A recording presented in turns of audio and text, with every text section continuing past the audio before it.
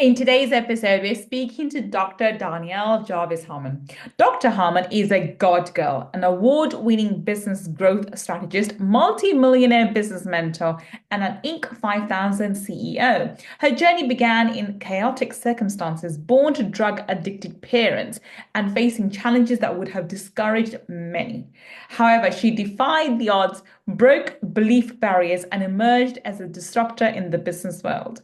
Let's speak to Dr. Harmon and work out and find out how she changed her life by changing her mindset. Let's find out.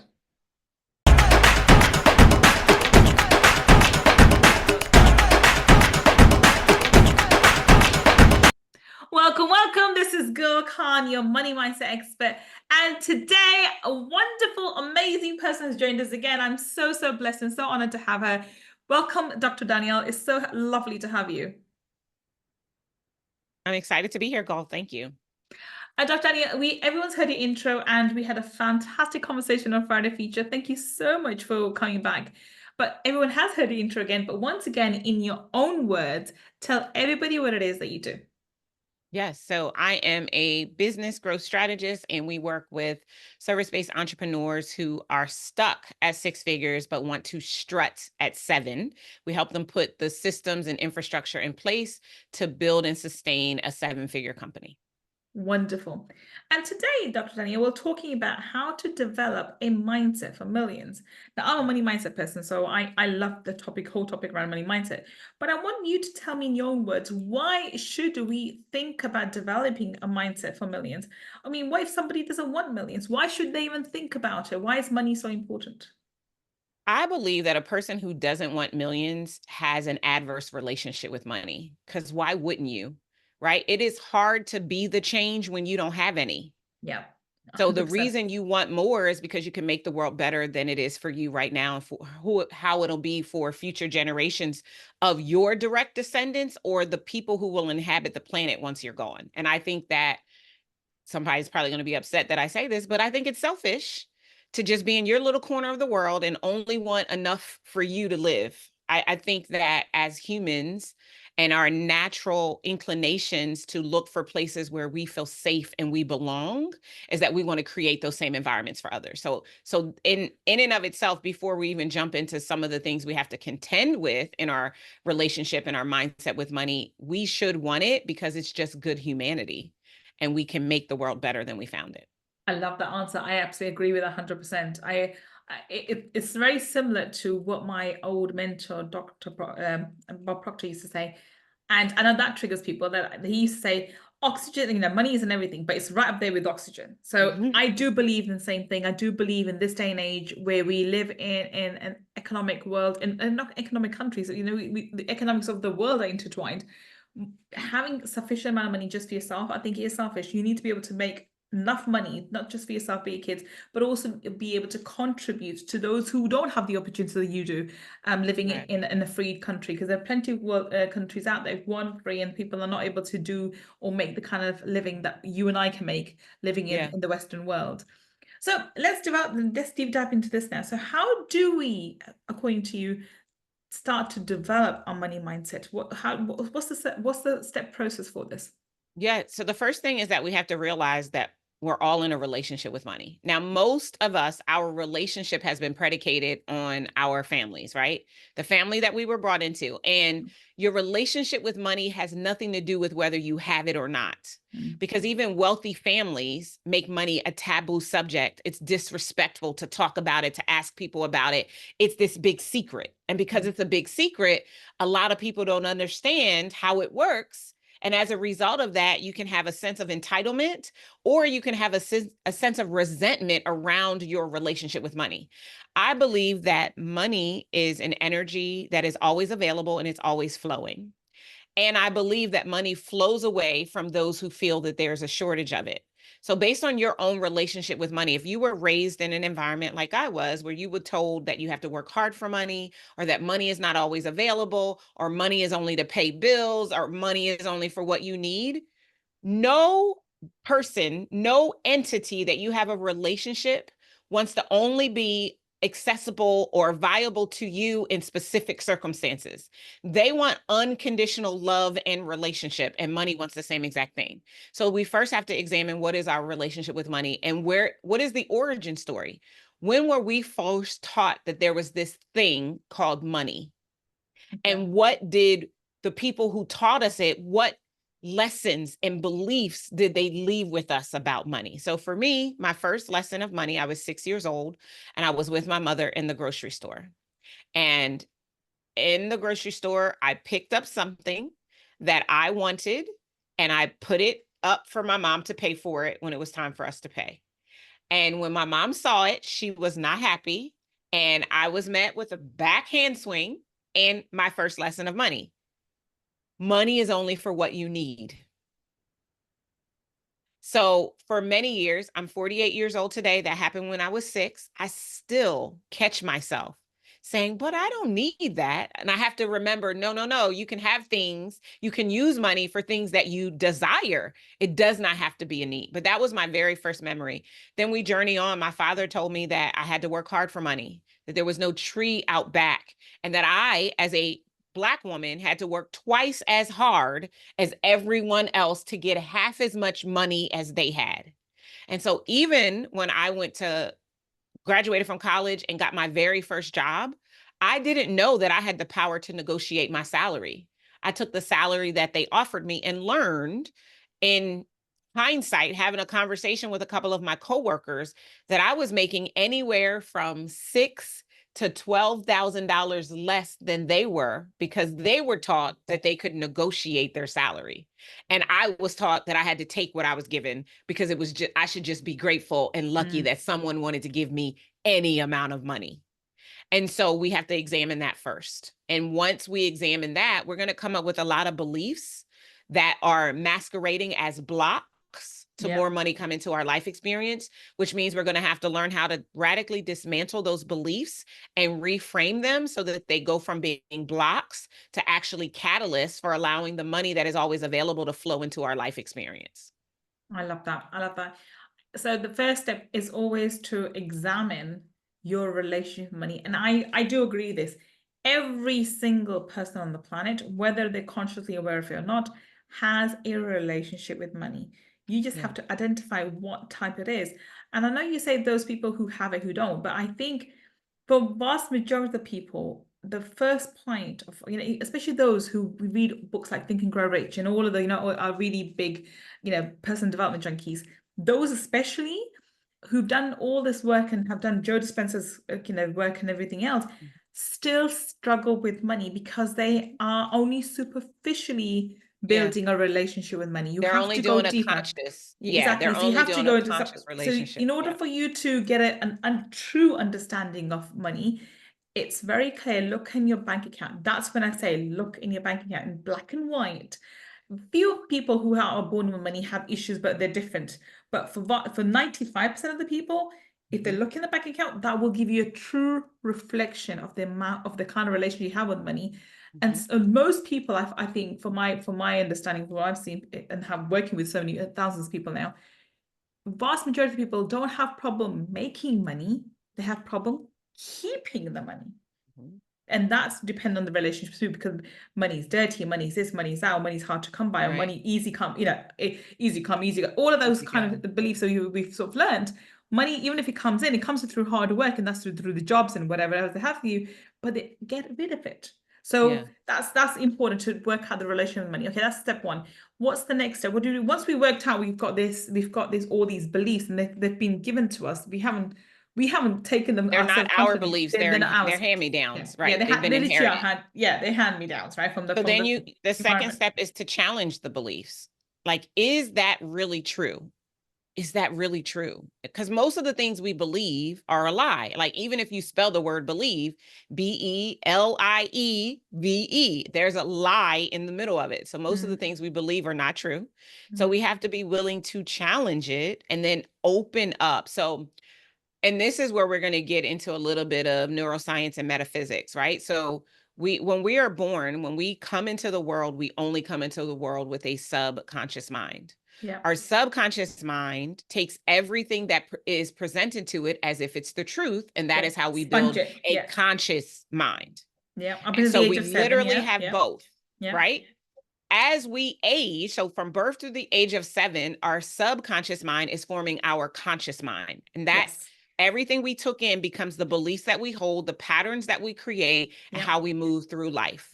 But most of the things we took in, because they were not our original creation, they were based on how we were raised and what environments, et cetera, many of those things are not true. But we don't know any better and we don't know any different. So as we age, we build a foundation of our conscious mind on our subconscious mind, and we never challenge it. So we're going to have to go all the way back and be willing to make adjustments subconsciously. And there are a few different ways that we can do that, because everything that is subconscious gets hardwired in our cellular memory, and it becomes trapped in our body. And so the misunderstandings that we have with money are literally trapped in our body. And metaphysically, based on where the lack is lodged, that gives us the root cause of how we see ourselves and how we see money. It gives us a very clear indication of what we need to reframe and reset and recalibrate in order to undo that belief about money. And because it's trapped cellularly, it's with us all the time until we learn how to get it out. So a lot of the work, and the reason why people can make it, but they can't keep it, and some people can't make it, no matter what they try, they cannot get it to come in, is because they have to then understand. Beyond a certain level. Beyond a certain level, right? Because we all have our own ceiling that we've created that makes us feel comfortable enough to operate at that level. And if you feel, like I said earlier, money flows away from those who feel that there's a shortage of it. And if you think any denomination is a lot of money, you'll never earn it, because that's your ceiling. So we have a level of comfort based on our subconscious mind, the cellular memory, and until we learn how to reset all of those things, we don't raise our ceiling for more money to be able to come in. So I'll use myself as an example. When I came back into my business full time, those of you who heard me on the Friday feature, you heard me talk about filing bankruptcy, going back to work, all the things, right? When I came back into my business full time, I knew consciously, I didn't believe it subconsciously, but I knew I had $1 million company in me. Consciously, I said it every year, I'm going to do 7 figures in this business. But subconsciously, and I didn't know this at the time, I did not believe that it was truly possible for me, because I did not have an example. I never saw that amount of money. I came from struggle with money. That was my story. I was sticking to it. And what holds us back are the stories that we tell ourselves. So it wasn't until 3 years in a row, I set the goal before I actually do it. The final year, the year that I actually crossed the $1 million mark, I reset my cellular memory and removed the belief that $1 million is a lot of money subconsciously. Once I raised my ceiling, I could create capacity in my body cellularly for that amount of money to flow into my life experience. And so I had to, and to do this, I did not do it by myself. I did it with the help of coaches, therapists, like lots of people had to help me get to where it is that I needed to be. And not for the sole purposes of making money. That was the byproduct of some of the work that I was doing in my life, in my own healing journey, because I had a lot of things that I needed to heal from. So the byproduct became understanding and looking at money and myself differently. I always say, the way you see money is about the way you see yourself. And that's why I love when you said, Gull, you have people look at their bank account. Because the way you see yourself, your bank account is going to be a reflection of that. If you don't think you're worthy and you don't deserve it, you're going to have just enough in there to pay the bills that you have and for nothing else. But if you understand and hold the belief that you are worthy and you do deserve it, then the way that you show up for yourself and money will give you more. 100%. 100%. Yeah. So I love that. So that the next thing to do, my understanding from what you're saying, is we have to reassess those beliefs, and there are various techniques to use them. What techniques would you recommend? I mean, I know the ones I have. I'm very much into energy, so we do energy healing and energy cleaning. Mm-hmm. But what techniques would you recommend? Yeah, so in addition to the two you just stated, also learning how to reset your cellular memory, I think is really, really important. I love the forgiveness protocol. I Mm. think that your ability to make more money is directly tied to your ability to forgive others and yourself. 100%, 100%. So that's So we, when I do work with my clients, the very first, it's a 12-month program. The Mhm. very first month, the entire month is spent on forgiving ourselves, forgiving God, and forgiving every single person, regardless whether they deserve forgiveness or not, but every single person who's ever wronged us to forget. And that we spend a whole month on that. So that's Yeah, the very and first that's thing we good. do. I'm Yeah. glad that you do that. We do that in our programs as well, Yeah. because it's huge. And I believe that unforgiveness blocks the flow. Yeah. So as soon as you are forgiveness, the flow starts again. In addition to that, one of the exercises that we do early on in that first month of working with our clients is we have them trace their money patterns. So they get a sheet of paper, turn it horizontal, a number at 1 to 7, 8 to 14, so forth and so on, in increments of 7. We go back as far as they possibly can, ideally in that first 7 years to the first time they knew that there was something called money, and we're tracing the patterns of money. So for me, 6 was my first memory of money. Every 6 years in a 7-year pattern, I would have a money trauma until I realized this and learned how to stop it, reset, all of that. So that's another thing that we do. We use EFT, emotional freedom technique, Yep. or I'm familiar with tapping. that. That's what I've Yeah, learned. we That was use my that breath was, work, yeah. Oh, yeah. is another really good one that helps with opening up space and capacity in your body as well. So those are some of the additional modalities that we use. I love EFT. I mean, EFT was something that I started first, and I think no NLP was first, and then I did EFT, and then I went on to energy medicine, and that just exploded in terms of my understanding of how to change your beliefs and how they impact you. Yeah. So this is really interesting. So if we wrap this one up, so once we've worked through it, what would you recommend? So how would someone, for example, if someone wants to make I'm gonna throw a number out here. Someone who wants to make 100 billion. Now, Mhm. I haven't chosen a trillion, I've gone for 100 billion. Mhm. If someone wants to work with that number, yet at this moment in time, they are currently maybe making 6 figures.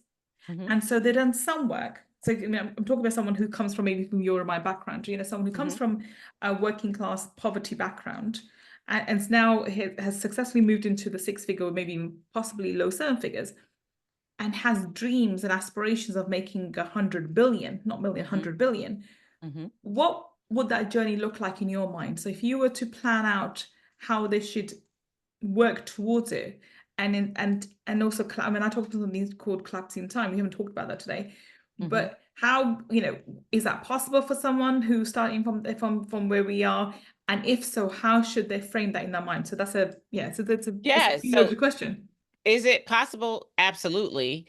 And what's going to happen most likely, Gull, is if I'm making 100K and I'm like, I want 100 billion, Hmm. the first thing I have to do is I have to say that statement, say it with as much boldness and confidence as I can, Hmm. and pause and see if it shows up anywhere in my body. Right. Because a lot of times the patterns that we break are for that particular ceiling. Hmm. This is a new ceiling. So we need to first evaluate whether or not we, in our body, consciously and subconsciously, actually believe that's possible for us. And so Hmm. if I sit here and I'm flat footed and I say, I want to create, or in my lifetime, my desire is to create $100 billion. Hmm. I'm going to pause and I'm going to check in with my body. And right now, as I say that, I don't feel it anywhere. Hmm. So that tells me that I hold the belief that it is possible for me to get to that level. Hmm. So once I know that I don't have any energetics stopping me from doing it, then it's about aligning with a strategy that's going to make it happen. Now, there are a gazillion strategies. Hmm. Most of the ones that we would think, because most people think really small, would take them forever to make 100 billion. Yeah. But for me, you know what I would say? I was like, okay, let me go find out what companies right now exist that make $100 billion a year. Hmm. So I'm going to go and I'm going to look for evidence.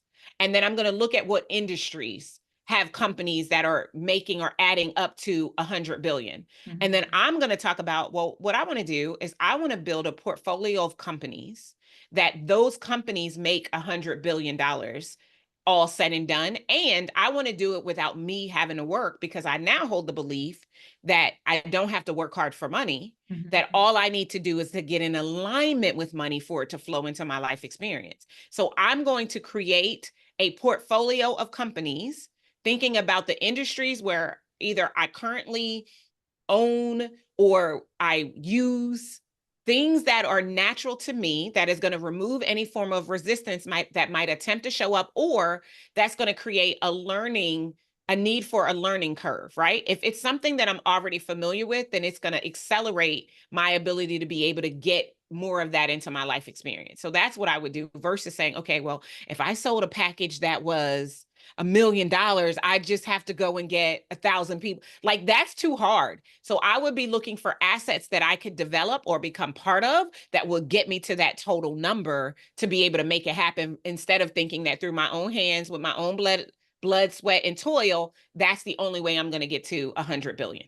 I love that. And I purposely gave that question to you because I think that every time we move up the bar of what we want to achieve, if we think about achieving that with a current level or the current business, it's going to take forever because we're thinking in linear terms.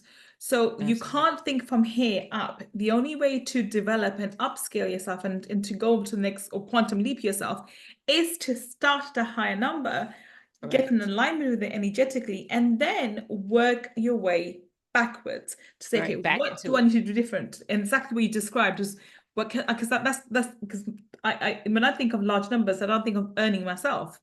Mhm. I actually have the belief it's easier to make big money than it is smaller money, because It is with the very, smaller it's money way you're working easier. yourself. With the bigger money, you'll hire experts or people who are experts in their fields to do the work for you. So Correct. you're hiring people to make the money for you rather than doing it yourself. Correct. So it's a belief that I hold, and therefore I will do exactly what you just said. Think about a number, which for me, like I picked up 100 billion, but it could be even higher for someone else. And you work your way backwards. And every step of the way, when you find resistance, you clear the resistance away. Yep. And that tells me, because then you're constantly a work in progress. I always call myself, I'm a constant work in progress. I'm Absolutely. constantly evolving and getting bigger and bigger and bigger. But in order for me to quantum, and I have taken quantum leaps in my life, but the only reason why I've been able to do it, because I don't start with, okay, I'm making this much, I want to make that much. I don't go incrementally up. I think, okay, I'm here, I want to be there. How do I get there? And I work backwards. And that's exactly what you Absolutely. described, which I thought was fantastic. And I think the only way you get comfortable with that technique is to build a healthy relationship with money. And Mhm. exactly what we described in this episode. So on that note, we're going to wrap up. Thank you so much, Dr. Darnyelle. Darnyelle, would you give us parting, what would you be your parting advice to someone who's on their journey of building this healthy relationship with money? Yeah, think about the person that you love the most, and think about your relationship with them. They have your back, they make you feel safe, they make you feel seen, and focus on building that same kind of relationship with money, because money is an energy that wants to bring into your life experience everything that it is that you desire. And if you revere and relate to it in a way that you would with an actual person, not treating it like it's this thing that is inaccessible or out of your reach, but actually treating it as someone who is always with you, never leaves you, wants the best for you, and is constantly creating space for you to get to your next level, then that is exactly what will begin to happen. When I changed my relationship with money, because we all have one, I started to have more money than I could give and spend, invest, or save. I have more money than I could ever use in a lifetime. And that has allowed me to create my nonprofit organization and fund causes to support the things that matter to me, because I understand that it is money and we have an amazing, healthy relationship. It's not evil. It loves me. It wants the best for me. It wants me to be safe. It wants me to continue to change the lives of other people. And that is how we relate every single day. And there is not a day that goes by that more money does not flow into my life experience. Absolutely fantastic. So Dr. Darnyelle, tell us, how can we connect with you? Where can we find you on the internet? Yeah, the easiest place is to go to movetomillions.com. When you go there, there will be links to everything. So to find me on social media, to learn about my book, or any of those things are all waiting for you at movetomillions.com. So if you're listening to us on the podcast, the links that Dr. Darneylle just mentioned, and including her social media links, will be on the show notes. And if you're watching us on YouTube, then down below in the description section, we'll have the links for Dr. Darneylle too. Go check her out. She's an amazing, amazing, amazing, inspirational individual, business person. I was about to say lady, but I think she's more than that. She's an inspirational individual. And I believe she can help you go from get to your first 7, if not to the next 7 or 8 figures. If you need some help, go check her out and see how she can support you in your business. Well, today, thank you so much, Dr. Darneylle, for coming and sharing your wisdom with us. It's been an absolutely phenomenal episode, and I loved every moment of it. Thank you so much. Thank you for having me, Gull. I appreciate it. And thank you for listening to me and Dr. Darneylle today on Wednesday's Money Talkies. I will be back with another amazing guest, finding out how you and I can build a better business. Until the next time we meet, this is Gull Khan signing off. Take care and bye for now.